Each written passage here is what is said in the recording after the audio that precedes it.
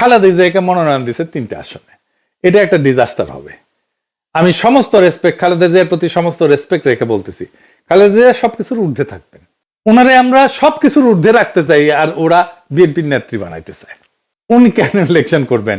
উনি প্রেসিডেন্ট হবেন বাংলাদেশে, বিএনপি বাদেও যে কোনো দল ক্ষমতা আসলে খালেদা জিয়া প্রেসিডেন্ট হিসেবে প্রথম পছন্দ থাকতেন। ওনাকে ওনার শরীরের এই অবস্থায় ইলেকশনে নামাইয়া তো বিএনপি তার দুর্বলতা প্রকাশ করলো। মানে ম্যাডাম তো গত 14 মাসে কোনো পলিটিক্যাল কাজে যুক্ত ছিলেন না। উনি সেরিমোনিয়াল প্রেজেন্সে যেখানে দরকার সেখানে থাকবেন, যেখানে শারীরিক সক্ষমতা লাগে সেখানে ওনাকে টাইনে আনা তো মোটেই ঠিক না। উনি কি সংসদের মিটিং এ থাকতে পারবেন? পারবেন না। উনি কি এলাকায় যাইতে পারবেন? পারবেন না।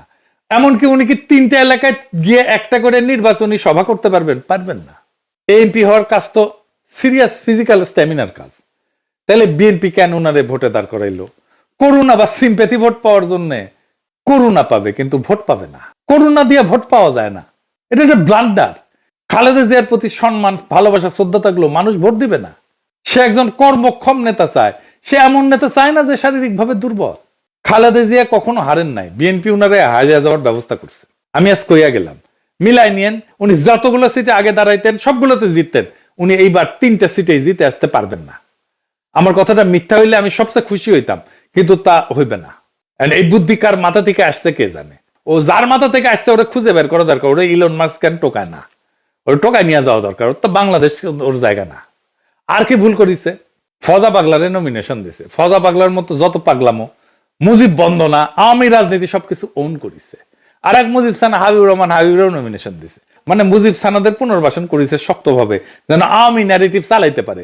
মাদারীপুর একে একটা কাঁচা গুড়ে নমিনেশন দিচ্ছে। দেখেন ছবি, দেখান এডিটর সাহেব, দেখেছেন এবার ভিডিও দেখেন। ধন্যবাদ জানাচ্ছি, আমাদের সকলকে ধন্যবাদ জানাচ্ছি।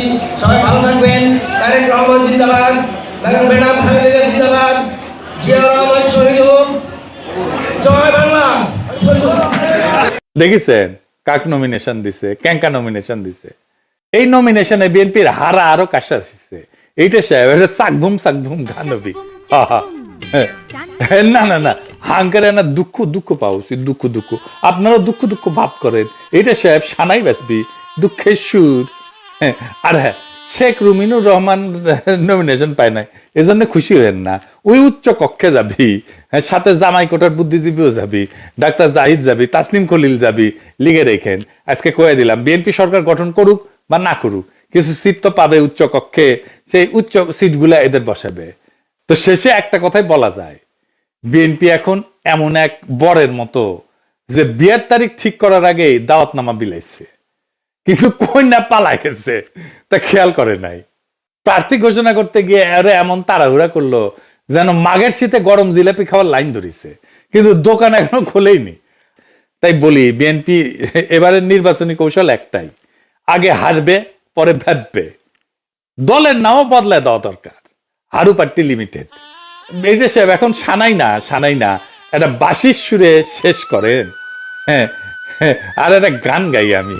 হ্যাঁ, ওই যে আরো দিন তো গেল, সন্ধ্যা হলো, পার করে কে তোরে।